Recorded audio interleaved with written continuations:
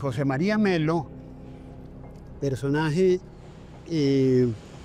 relevante en nuestra historia, sobre todo en la época que le correspondió vivir, en el siglo XIX.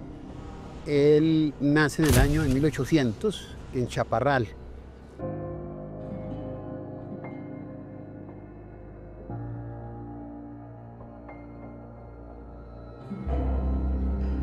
Es un personaje a la vez que muy importante, también mítico frente a la historia del país. Su origen, el cual vamos a dejar muy claro, él es un chaparraluno, nacido en 1800, hijo de personas que fueron migrando desde el norte del valle y desde el sur de lo que hoy es de lo que era la Gran Antioquia.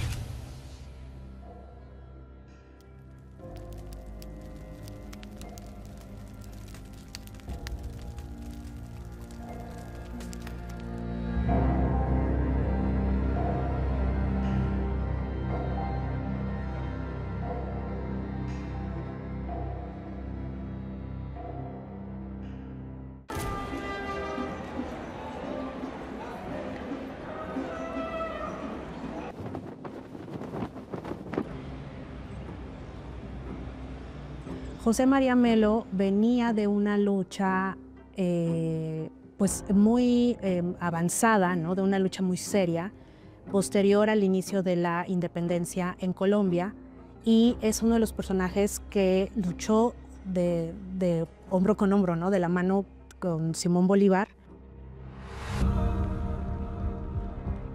Por este contexto convulso de las luchas entre centralistas y federalistas, o liberadores o conservadores en su región, entonces cuando llega a México, lo interesante es el bagaje militar, ¿no? O sea, toda la experiencia que él trae, y también, o sea, no solo técnica y de batalla, o sea, no solo técnica y táctica, sino el expertise ideológico que él ha aprendido y que ahora tiene la oportunidad o tuvo la oportunidad de aplicar y de desarrollar a lo largo de estos periodos de exilio. Entonces, si ubicamos, ¿no?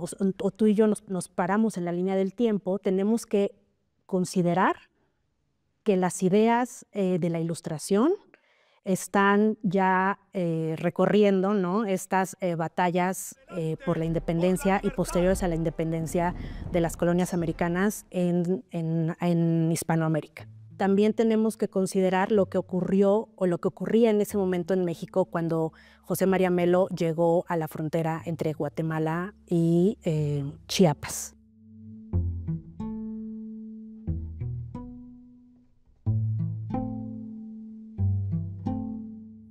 ¿Qué pasaba? Que estaba una lucha intestina en México entre liberales y conservadores. El gobierno de México estaba liderado por Benito Juárez, que era un gobierno liberal,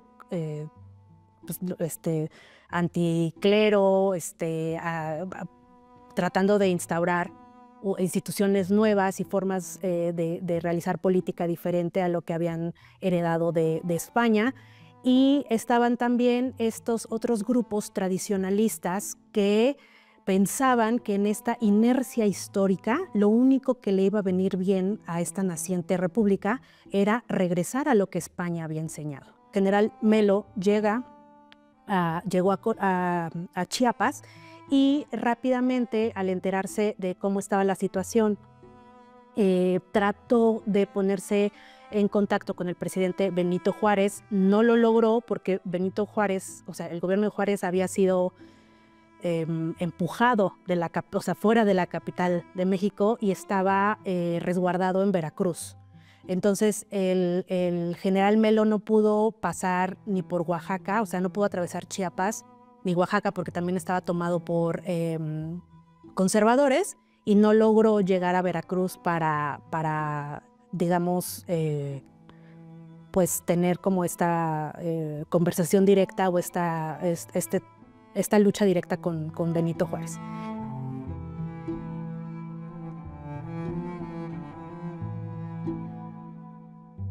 Entonces, como Melo llega de esta forma irregular y huyendo por su vida a México, llega a oídos del benemérito de las Américas, Benito Juárez, que al sur de la frontera de su país, en medio de una guerra contra no solamente la injerencia extranjera, sino también incluso fuerzas independentistas que en el sur de México desde ese momento, estaban alzando la bandera de la fragmentación del Estado mexicano, él llega a sus oídos un rumor de que hay una persona de rasgos indígenas que dice haber sido presidente, de que dice ser un militar de rango general, y esto causa ruido precisamente en el benemérito de las Américas, Benito Juárez, porque empieza a hacer mella la idea de que alguien lo está suplantando al sur de México, una persona con características que aparentemente dicen ser muy similares a las de él. De manera que a partir también de su comandante en Chiapas, de su gobernador de Chiapas, Albino Corzo, él le da la tarea precisamente de averiguar de qué se trata, y se encuentra con un general, José María Melo, que ya tenía, a pesar de la llegada irregular, de la llegada extraña y azarosa que había hecho a México, un reconocimiento en el continente. Y eso permite que, a pesar también de una política muy sostenida, incluso en lo que es el ADN nacional de México, de no injerencia de extranjeros en la política nacional, de no participación de tropas extranjeras en sus gestas incluso de independencia o de reforma o revolución, el Benemérito de las Américas toma la decisión de incorporar al general José María Melo como parte de la tropa de, en ese momento, Albino Suárez Corzo, y se constituye en uno de esos pocos excepciones en las cuales una persona extranjera, como lo fue también, por ejemplo, los irlandeses que batallaron para recuperar las tierras que Estados Unidos ocupó en México, como un poco de ejemplo, uno de los pocos ejemplos de fuerzas extranjeras o personas extranjeras que participan en la guerra de reforma. De manera que esto le da no solamente una importancia a José María Melo en la historia de Colombia, en la historia de la Nueva Granada, en la historia de los países centroamericanos a través de los cuales también luchó y en los cuales combatió la injerencia colonial extranjera, sino también en México, toda vez que se sumó como parte del ejército de reforma, como parte de la historia de la lucha del Benemérito de las Américas, Benito Juárez, y por eso es recordado en México, sobre todo al sur de México, como uno de los grandes independentistas, uno de los grandes participantes en la gesta de reforma que se libraba en ese entonces. Al parecer él le escribe una carta a Benito Juárez diciéndole que pues él quiere participar en su lucha. ¿Cuál es la lucha de Benito Juárez? Bueno, en ese momento hay una guerra civil por la cual hay una división de poderes y hay unos partidarios con la reforma de la Constitución y que esa reforma constitucional sea un poco más democrática, y otros sectores en que sea un poco más conservadora y se conserve pues muchísimo más lo que ha sido toda esta herencia de la República hispanoamericana que viene precisamente de España. José María Melo se muestra partidario por la reforma constitucional y una construcción de un Estado muchísimo más democrático, y le manifiesta esa intención de participar en esta lucha que se denomina la batalla de las reformas a Benito Juárez, con lo cual pues Benito Juárez da su complacencia y él cruza la frontera con Guatemala, y por eso pues resulta donde hoy es el estado de Chiapas, y pues él no se alcanza a encontrar con Benito Juárez, él no se alcanza a ver con él, pero entonces en esta población pues él decide pues hacer su lucha armada, y de una u otra forma pues Benito Juárez da su complacencia, y es allí donde él empieza pues a incluirse en toda esta lucha pues ya digamos armada, y es emboscado y pues es capturado y fusilado en este territorio.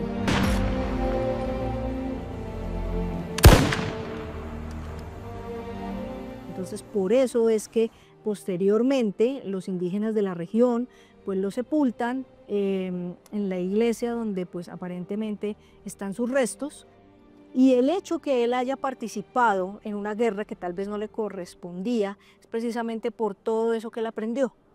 Él aprendió pues en Europa y de una u otra forma pues en la misma lucha colombiana, digamos en lo que hoy es Colombia, pues a abrir un poco más las perspectivas hacia algo más democrático.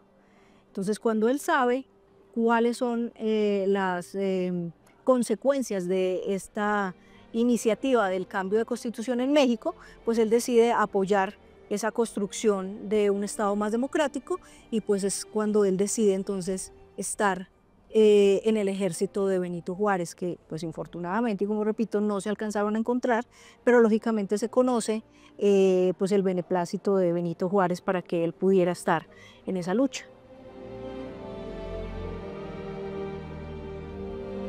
¿Qué pasó entonces? Que él platicó con el gobernador de Chiapas, Albino Corzo, y con él pactan que se sume a la lucha liberal a través de la guardia, o sea, realizando la labor de resguardar la frontera en la ciudad de Comitán, entre Chiapas y Guatemala, y entonces Melo, digamos que toma muy en serio, ¿no? Se toma fehacientemente esta labor de resguardar el territorio, pero también tenemos que tener en cuenta que él viene de este exilio pasando por las diferentes regiones de Centroamérica, y en Guatemala había un gobierno conservador del presidente Rafael Carrera y no tenía ni buena conversación ni buenas referencias del general José María Melo.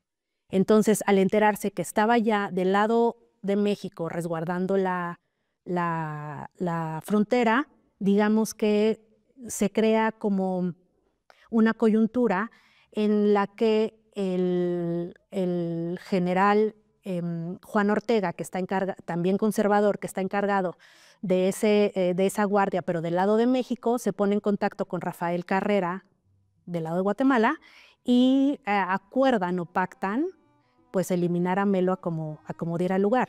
Y entonces tú y yo podríamos decir, pero esto ¿por qué? ¿O bajo qué principio? ¿O qué viene al caso, ¿no? Que uno a otro, o estas rencillas. Y simple y llanamente tenemos que conocer este pasado de Melo y toda la labor libertaria, ¿no? Que llevó a cabo pues desde 1800, pues, o sea, desde el año 24, yo creo, desde 1826. Entonces, entendiendo un poco el pasado del personaje y su trascendencia a lo largo del siglo XIX, podemos entender la relevancia de cuando ya llega a México y entonces este interés porque, pues, no, o sea, no lo quieren ahí, ¿no? O sea, esta forma de decir no queremos al general Melo ahí y de alguna forma hay que contactar a la facción conservadora para eliminarlo. Puntualmente la Trinitaria, en el municipio de Juncaná, todavía se pueden encontrar bustos, se pueden encontrar murales, se pueden encontrar iniciativas que buscan reconstruir la memoria histórica del general José María Melo como luchador de la Guerra de Reforma, pero también como internacionalista latinoamericano, en un momento en el cual el ejemplo del general José María Melo era seguido por otros cuadros mucho más adelante, como Antonio Maceo, como José Martí, como Rafael Uribe Uribe, dando ocasión a un encuentro en Bocas del Toro, Panamá, en el cual se organiza un asalto precisamente al gobierno conservador en Colombia con la perspectiva de liberar a nuestro país de quienes derrotaron a Bolívar internamente en la política nacional para poder avanzar en un proyecto liberal internacional que redundara en el apoyo a la independencia de México o a la guerra, digamos, en ese momento que libraba al pueblo mexicano para su consolidación republicana. Entonces, en esos términos, el ejemplo de Melo tuvo una repercusión también política en el mismo siglo, en las décadas subsiguientes, dando cada vez más cabida a la perspectiva internacionalista en un momento en el cual daba emergencia a las repúblicas de nuestra región, pero también tiene una importancia en términos nacionales en México, toda vez que es valorado y recordado como un hombre que fue desde su país a combatir, a sumarse al ejército reformista, cobrándole así la vida en 1860 en el municipio de Juncaná, en la hacienda La Trinitaria, al frente del atrio de la hacienda, que es donde en este momento se está desarrollando un ejercicio de búsqueda de sus restos en aras de su repatriación. Se trata de la tercera ocasión en la que el gobierno mexicano hace esfuerzos para ubicar sus restos en términos también de buscar su repatriación. Este tercer ejercicio ha sido el más avanzado porque se trata precisamente de una tradición histórica, social en México, el entierro de las personas cerca al atrio de las iglesias. Y por ende, en Hacienda La Trinitaria, en el municipio de Juncaná, en ese punto exactamente donde enterraron al general José María Melo, hay varias capas más de cuerpos de diferentes guerras, momentos históricos, y la búsqueda se hace bastante compleja en términos antropológicos, en términos de la búsqueda también de lo que es la proyección del general José María Melo en la historia de la construcción social de Chiapas. Se encuentra que fueron indígenas tojolabales los que dieron entierro a su cuerpo en un momento muy fortuito, de que estaban pasando simplemente por el lugar donde había sido asediada la tropa del general José María Melo descansando. Él es asesinado descansando, lo torturan, lo dejan vivo y posteriormente fallece agonizando varias horas al frente del atrio de la iglesia. Son los indígenas quienes le dan sepultura, y a partir de eso existe esta creencia, digamos, esta vinculación en que el general José María Melo tuvo alguna interacción con esas comunidades. Valga la pena hacer la precisión histórica, se trata de una casualidad en la cual los indígenas tojolabales entierran al general José María Melo, viendo toda esa tropa, precisamente todos sus cuerpos, todos sus cadáveres en el territorio, y esto da ocasión a que al frente del atrio esté su cuerpo. ¿Qué encontramos en este momento? ¿Qué se logró con el gobierno mexicano? A partir de la solicitud del presidente Gustavo Petro, en su posesión, que hace directamente al canciller Marcelo Ebrard y a la entonces primera dama de México, Beatriz Gutiérrez Müller, él hace mención de este personaje histórico y de la importancia de poder encontrar sus restos y repatriarlos a Colombia, toda vez que se trata del único expresidente de nuestro país cuyos restos yacen por fuera del territorio nacional. Si somos capaces de revivir no solamente a Gaitán, sino a Melo el tolimense, aquí está el libro, y a Bolívar. Melo, tengo el sueño. He hablado ya con 2 presidentes de México, nació en Chaparral. Es el único presidente indígena de Colombia. Lo eligieron los obreros bogotanos que hacían paños. Y era el general mayor del Ejército Libertador, el mismo de Bolívar, en 1850. Y había batallado como jovencito, siendo teniente del Ejército Libertador e indígena en las grandes batallas de Bolívar y Sucre. Y a la muerte de Bolívar fue a Venezuela a decirle a Páez que no dividiera la Gran Colombia, y que era gran error de Páez, Santander y Flores, porque hoy seríamos una potencia mundial. Aquí tuvo actuaciones como le correspondía, de soldado muy valiente, pero en un momento dado, con una inferioridad numérica significativa, es tomado por sorpresa, y allá es donde lo toman prisionero y lo ejecutan. Estamos hablando del año 1860, cuando tenía un poco más de 59 años. Allá muere entonces José María Melo.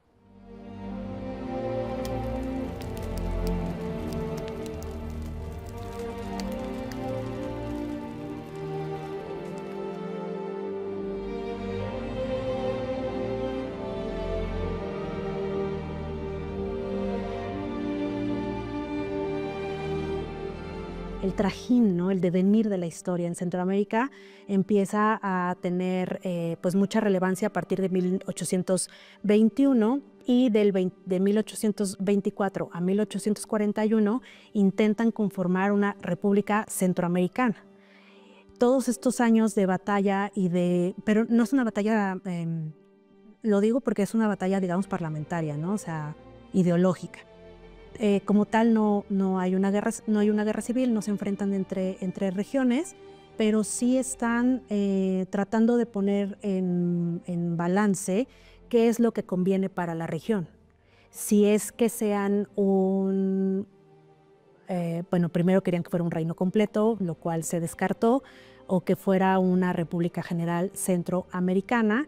Y hay muchas cosas que ponen en la mira, o sea, que ponen sobre la mesa para debatir en torno a ello y determinan que la situación geográfica de Centroamérica tiene que poner de alguna forma elementos que los protejan de las potencias imperialistas, ¿no? Podemos ver a lo largo, bueno, el transcurso de los años 1830 y 1840, cómo se alcanzan las independencias y se conforman estas repúblicas en Guatemala, Costa Rica, Honduras, Nicaragua y El Salvador.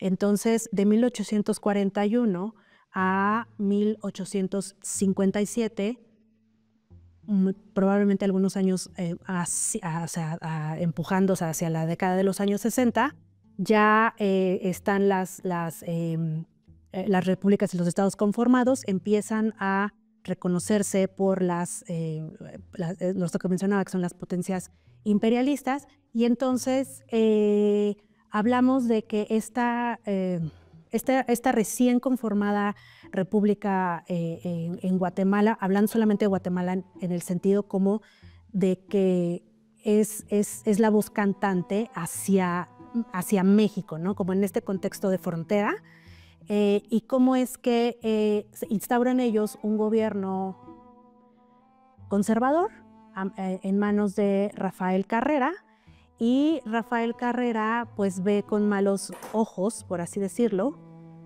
que pues esta batalla del ejército liberal y de los liberales frente a los conservadores. ¿Por qué? Porque el presidente Carrera era conservador. Muchas personas hablan de la relación de José María Melo con el filibustero William Walker. Y William Walker tenía una idea, y era pues apropiarse de Nicaragua, por decirlo de alguna manera, o tal vez, bueno, es ser parte de la construcción de este territorio. Y se habla que él ayuda, que él se encuentra con él, que hace reuniones con él, pero pues en realidad a ciencia cierta no hay una prueba fehaciente de que él haya estado en contacto con William Walker. Al parecer estuvieron en el mismo territorio en la misma fecha. Lo más seguro es que tal vez se hayan encontrado, pero no hay una prueba fehaciente que ellos hayan hablado y menos que haya participado en los planes de Walker con Nicaragua. Eso es algo que pues no se puede decir a ciencia cierta. Su paso por El Salvador sí está un poco más documentado, y la participación importante que tuvo él en el ejército, ¿sí? Él incluso hace un adiestramiento a las tropas. Entonces se le da una parte importante, una confianza muy grande para la experiencia que tuvo Melo con las tropas, pues obviamente aquí en su país natal, y eso le da la confianza al Salvador para que lo nombren como adiestrador del ejército en El Salvador. Entonces eso sí está más documentado. Su paso por Guatemala sí es muy efímero, y al parecer pues el contacto que tuvo con los entes gubernamentales y dictatoriales en Guatemala, se habla mucho de esto, si estuvo de acuerdo, si no lo estuvo, si en realidad los llamaron, si no los llamaron, si hubo un altercado o no. Simplemente pues él pasa por Guatemala y decide ir a encontrarse y sobre todo estar dentro del ejército de Benito Juárez en México. Entonces, sí podemos imaginar, o sea, sí podemos tener la certeza de que es un momento convulso para toda la región. O sea, no solamente México, Centroamérica, Sudamérica, ¿no? o el resto del continente, sino que hay movimientos, hay muchas negociaciones. Pensemos también en que respecto a las independencias de Hispanoamérica, en la primera mitad del siglo XIX es no tener certeza jurídica para nada. O sea, aquí en México lo que se buscaba era que se terminara con los resabios del antiguo régimen para tratar de instaurar algo que fuera pues original, autónomo, y la lucha fue intensa, ¿no? Fue constante. Se instaura después, o sea, tuvimos 2 instauraciones de breves imperios, y después se logra la instauración de la República, periodo que conocemos como la República Restaurada, y de ahí para adelante, pero es, digamos, una época muy intensa, ¿no? La segunda mitad del siglo XIX es la constante de la certeza, o sea, por buscar y lograr esta certeza política y jurídica. O sea, son batallas entre estos bandos políticos y entre estas ideas de cuál sería la mejor intención, o cuál sería con qué obtendríamos el mejor resultado según el gobierno que consolidáramos, ¿no? Entonces, Centroamérica estaba pasando por procesos también importantes, también de desestabilidad, ¿no?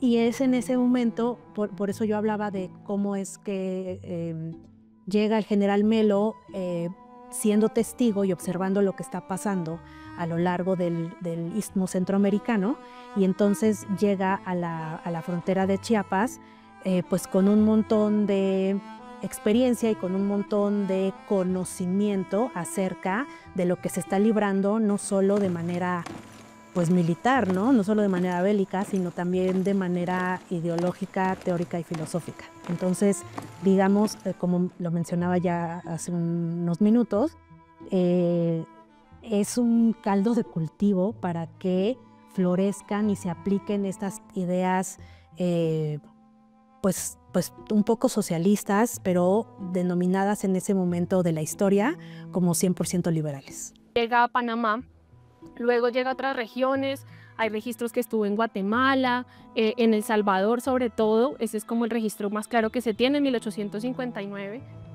Y empieza entonces su recorrido por Centroamérica. Primero Costa Rica, después en El Salvador, allí muy bien acogido por el presidente, incluso le da un despacho muy importante, lo nombra inspector general del ejército, crea la escuela militar en El Salvador. Y las sociedades democráticas y los artesanos fue una relación un poco más coincidencial de lo que se esperaría, no fue una relación como tan intencional o tan natural como se dio. Realmente no sabemos si José María Melo tuviera como una intención o un interés como artesano, ¿no? José María Melo era un militar, entonces su relación es más coincidencial por el contexto, como por las condiciones que habían en el momento. Por un lado tenemos estos militares a cargo de José María Melo, pero por otro lado tenemos estos artesanos, y ambos sectores están en un contexto en donde todas las leyes que se están estableciendo, o algunas de ellas, no los privilegian, antes pues terminan siendo como peores o los desfavorecen, y por eso digamos que la sociedad de artesanos, la Junta Central Democrática a cargo de Obregón, ven José María Melo una persona que pueda ayudarlos a luchar contra estas leyes de libre cambio, a promulgar y a promover el alza en los aranceles. Entonces esa es básicamente la relación que hay entre José María Melo y los artesanos. De hecho, durante el gobierno y la dictadura de Melo no se llegan a promulgar tantas leyes como se esperaba para los artesanos. Sí, fue más como una cosa coincidencial, en un momento en donde ambos sectores, que tal vez no tenían voz, eran sectores que no se veían como poderosos lo suficiente para gobernar, ¿no? Por un lado los artesanos, que se ven como un sector más económico, y por el otro lado los militares, que aún creo que hoy en día los podemos ver como hacen caso a los otros gobiernos o a las otras políticas u otras personas, pero eran dos sectores que no eran privilegiados en el momento y pues que se unieron coincidencialmente para luchar como en pro de esas leyes que los privilegiaran más a ellos. Si uno hace una radiografía de la política colombiana, encuentra a los conservadores, a los gólgotas y a los draconianos, que en ese momento, como parte del Partido Liberal, los gólgotas representaban a un liberalismo librecambista, un liberalismo que priorizaba de algún modo los intereses económicos de una clase comercial, comerciante y empresarial emergente en su momento, y a su vez a los draconianos como un sector también de las élites políticas representadas en el Partido Liberal, pero con un pensamiento nacionalista y socialdemócrata para su momento, afincado también en lo que fue la inspiración de las ideas de Edward Bernstein, que posteriormente dio inicio a lo que es la socialdemocracia en Europa. Y en esos términos, si uno ubica esta radiografía, no encuentra dónde se ubican los artesanos, porque la política en ese momento, dividida entre el Partido Conservador y el Partido Liberal en sus dos facciones, seguía siendo una política de élites. Y en ese momento los artesanos, que como bien se menciona, no solamente representaban a las personas que ejercen el arte popular, que hoy conocemos de manera coloquial como artesanías, sino también a los diferentes sectores de la economía que producían textiles, alfarería, diversos manejos que eran importantes también económicamente y eran parte vital de la clase popular de la época. También componían esta clase de artesanos que después tuvo una emergencia en la organización de las sociedades democráticas, presidiendo incluso el gobierno del general José María Melo, apoyando la coalición de gobierno de José María Obando. ¿Cuál fue precisamente el rol de esta clase económica artesanal y de esta organización política popular de las sociedades democráticas? Precisamente se trata de un sector de la sociedad que se sintió traicionado cuando el presidente Obando decide reconciliarse con las ideas del librecambismo que le hacían extensión de cualquier tipo de arancel a las mercancías extranjeras, lo cual golpeaba ostensiblemente no solamente la producción, sino la comercialización de lo que en ese momento era parte de lo que producía la clase artesanal del país. Y en ese sentido, no solamente se junta esta indignación que desde una perspectiva económica afecta a los artesanos, sino que también se junta una indignación o una ruptura con los oficiales que hacían parte o que hicieron parte veteranos en ese momento del Ejército Libertador y que se amenazaba precisamente con suprimir buena parte de esa milicia a partir de un decreto del general del presidente Obando. En ese sentido, el general José María Melo recoge estas dos indignaciones, las hace emergentes en la política nacional, de tal forma que los draconianos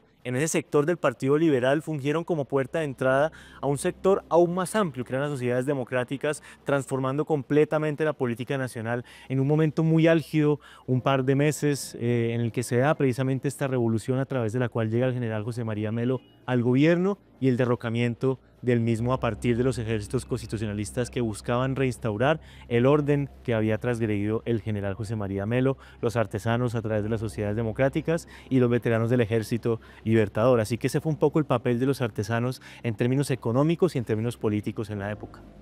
Por otro lado, pues los artesanos es importante también como entender que cuando hablamos de artesanos no es como los artesanos que imaginamos hoy en día, de las personas que hacen cosas a mano, hablamos más como de trabajadores, de personas que tenían empresas, fabricantes, por así decirlo, que fabricaban papel, que fabricaban mesas, que fabricaban cajas, que claramente con la disminución de los aranceles, con el aumento de las importaciones hacían que ya no fuera como que las personas compraran el papel que fabricaron aquí en Colombia, sino el papel que era de otro país y que salía muchísimo más barato. Entonces, cuando hablamos de artesanos en el siglo XIX nos estamos refiriendo a este tipo de artesanos, más fabricantes, por así decirlo.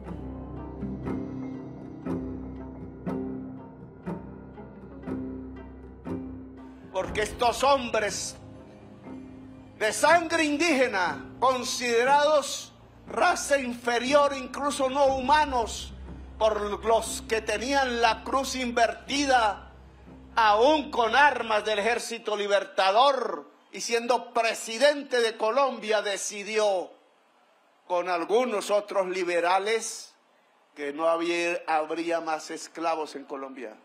Aquí también existe otro refuerzo, si lo podemos llamar así,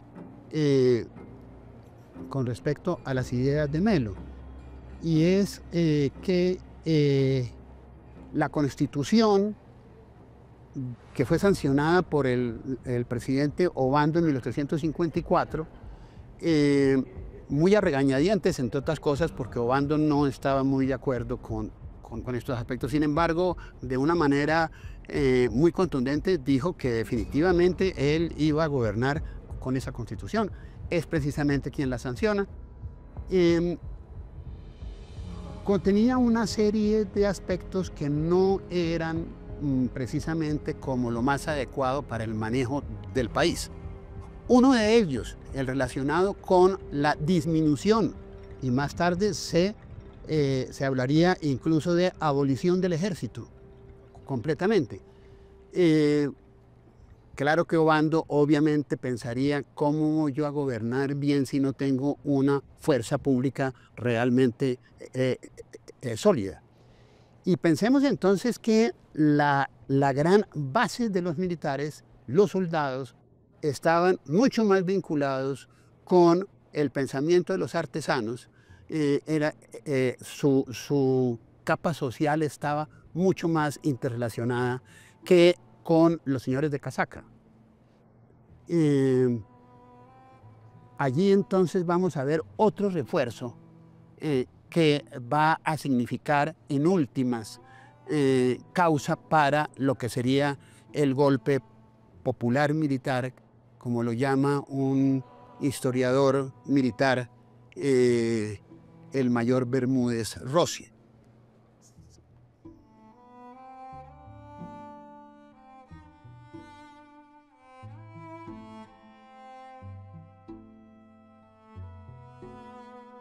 Curiosamente, el golpe no fue originalmente contra el general Obando, que era el presidente. El golpe realmente, y por eso me parece un poco paradójico estar filmando aquí esto, porque fue en buena medida contra el Congreso. Lo que se pretendía era que el Congreso dejara de ser una piedra en el zapato, un obstáculo para una mejor administración por parte de Obando. Y él le ofrece a Obando, precisamente Melo le ofrece a Obando el liderazgo de la revolución de 1854. Sin embargo, Obando no la acepta. Viene una actuación de Obando bastante criticable, porque prácticamente que se entregó a la inacción, no hizo absolutamente nada,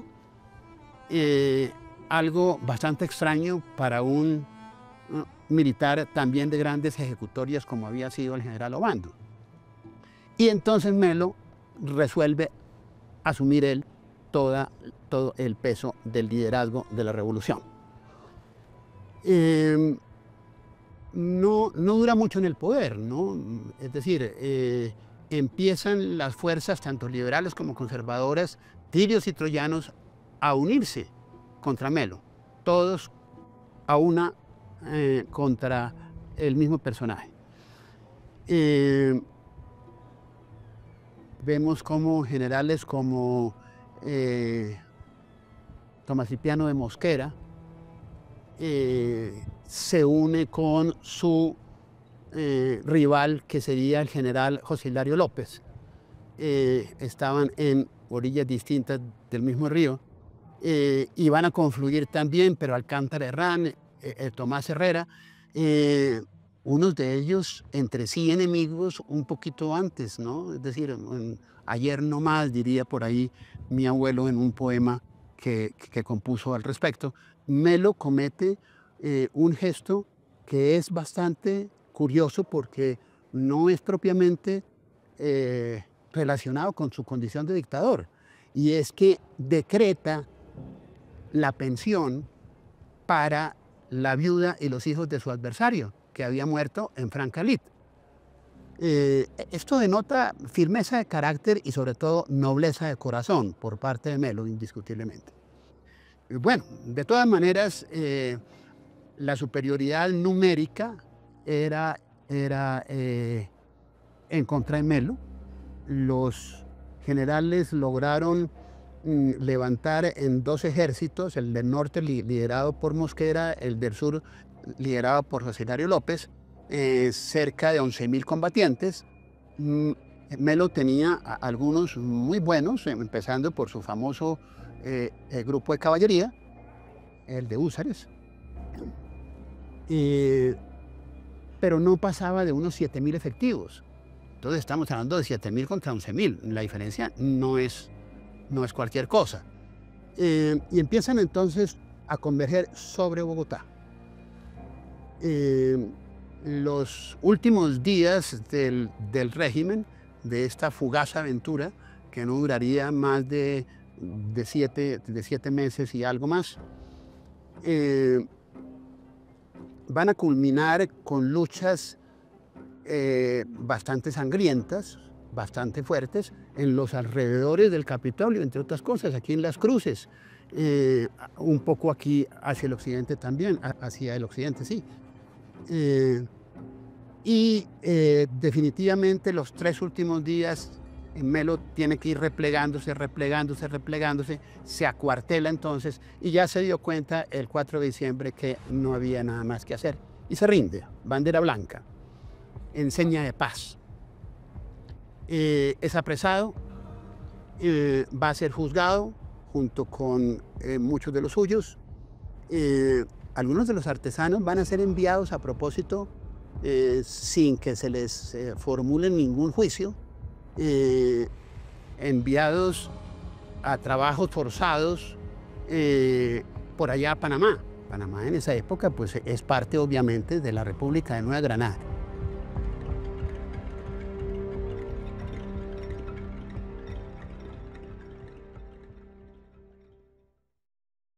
La figura de José María Melo creo que es importante porque reivindica un poco y da voz a aquellos sectores que en el momento no daban. Para esa época, pues los que habían sido presidentes en el momento eran, sí, las élites, aquellos militares que venían de la independencia, que ocuparon los cargos más altos. Y José María Melo, aunque no de una forma tan intencional, creería yo, termina dándole voz a los artesanos, a un sector que no se creía que tuviera suficiente poder para gobernar. Entonces creo que es más por ese lado como que llega a ser importante en la sociedad. Es otra figura que rompe un poco con el esquema de estos políticos que nacen en familias acomodadas, que son de la élite, ¿sí? José María Melo nace en Chiapas, nace José María Melo, nace en Chaparral, en un pueblito, luego se muda para Ibagué. Entonces su trasfondo es diferente y es como rompe un poco con esta imagen de estos políticos y gobernantes que vienen de la élite y que siempre se han movido en este sector. Él logró por 8 meses por lo menos gobernar en la Nueva Granada, basándose un poco en su experiencia, ¿sí? Como, claro, hablamos de que en Alemania pudo aprender muchas cosas y tácticas militares, pero no hay que desconocer la experiencia que él ya tenía a partir de las batallas de la independencia, que él participó en la batalla de Ayacucho, en la batalla de Carabobo, en la batalla de Pichincha. Entonces claramente, y él creció en ese entorno, ¿no? Desde los 18 y 19 años enlistó y digamos que todas esas experiencias pues le ayudaron a luego poder gobernar. Y se ve mucho como su sentido militar dentro de la política, porque él no tenía como una preparación política.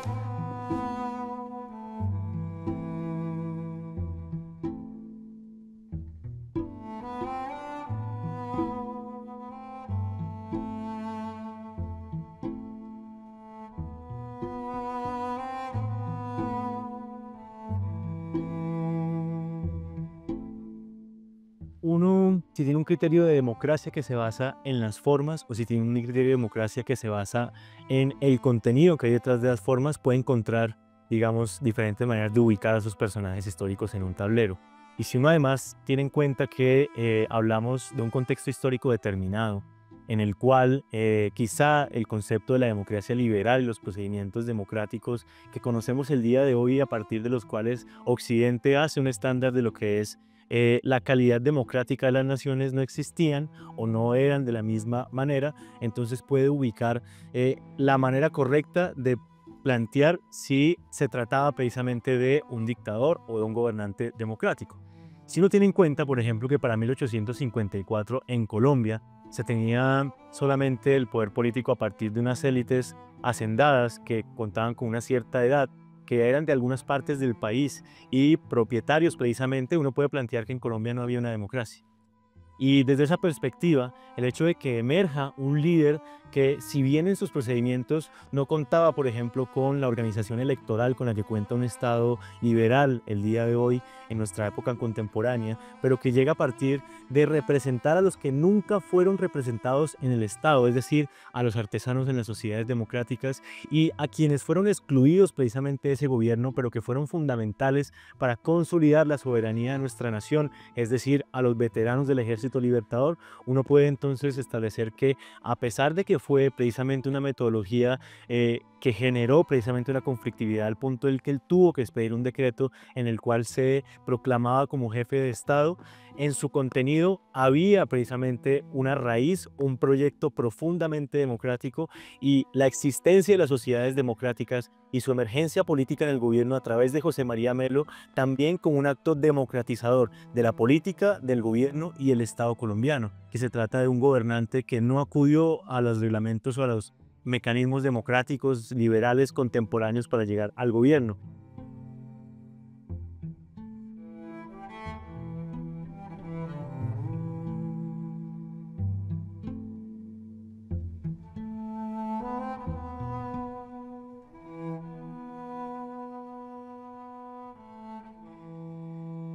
Al general José María Melo en Europa. Va a tener una participación, creo que ya lo había insinuado antes, muy interesante en cuanto a estudios militares en Bremen. Acordémonos que Alemania como tal no existe todavía como Estado unitario, va a ser más adelante.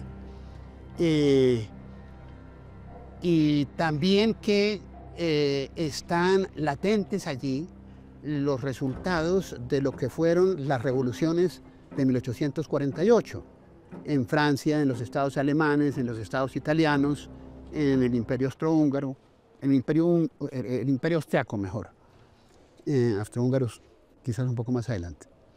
Owen habla de cómo en su momento dado pueden establecerse una serie de colonias de socialistas para consolidar esta idea en el contexto de la sociedad. Fourier pone el dedo en la llaga con respecto a todos las grandes lunares que presentaba la burguesía en sus actuaciones de la sociedad, el liderazgo de la sociedad, liderando, perdón, la sociedad al frente de la cual surgen después de la Revolución Francesa.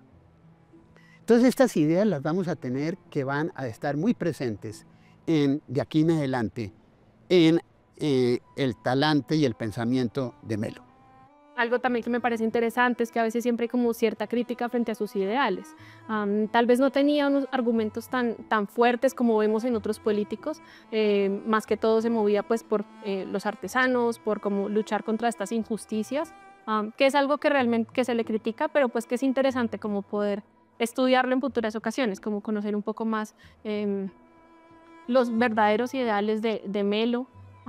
Otra cosa que es interesante es, por ejemplo, cuando él cierra la Constitución del 53 y decide usar la Constitución del 43.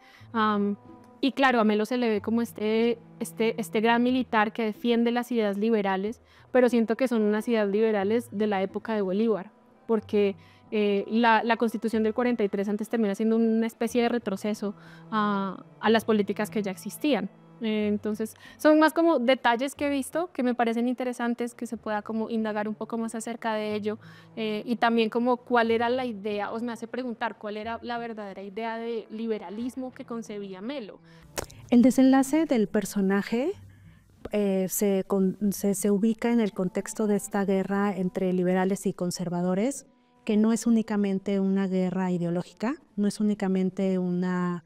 y tampoco es solamente una guerra civil, sino que tenemos que pensar que lo que buscaban era la conformación de este Estado-nación y una identidad nacional en cada una de estas repúblicas, o sea, en cada una de estas regiones.